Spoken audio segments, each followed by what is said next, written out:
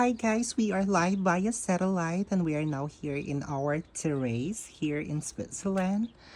Og nagkuan ko day, nangita ko og isda day, so magluto ko og isda today. Magprito ko.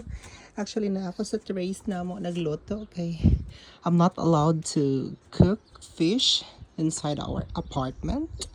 So na ako sa among terrace room, that's why. Look at that. Oh, look at that.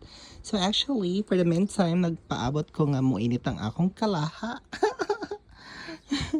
So wala pag na-organize ang among terrace tay. So nagpaabot ko sa kainit sa akong kalaha.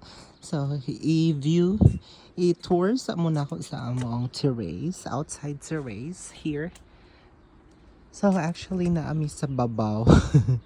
Kami jud ang naa sa babaw sa among kanang apartment. So, such a lovely place. Look at that. Oh, look at that. So, wala pa gid siya day. So, kini siya day, kanang, kuan ni siya, nag-sale mo gid siyang fish day. So, actually, for your information, here in Switzerland, if makita gali kag sale, gali sa isda, gali day. So, fresh. Lucky na kay ka day. Pero, i-compare siya sa Philippine price. It's too expensive here. So, expect the unexpected here. So, actually, mahal siya kayo siyang mga isda diri sa mga seafoods, mga isda diri sa Switzerland. Because it's top of the world magud siya dai. So, actually, naami sa pinaka-bukid siya dai. So, alangan na malampod. So, walay dagat diri sa Switzerland dai. So, ayan po kayo, barato siya no, ang pag-tracking pa, pag-transport pa sa mga seafoods. So, ganit kayong weather karon guys. So, look at that.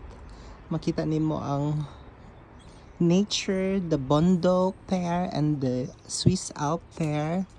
Actually, kituyukan siya misa ka ng Swiss Alps there sa amo ang kanang gipuy-an there sa Switzerland tay. Nya, look at the fish tay. Gibatangan na ako siya asin og magic sarap. Sarap na sarap. Nya, lutuan na ako siya. Pritohon ako iskabit. Siyuhan siya na ako tay.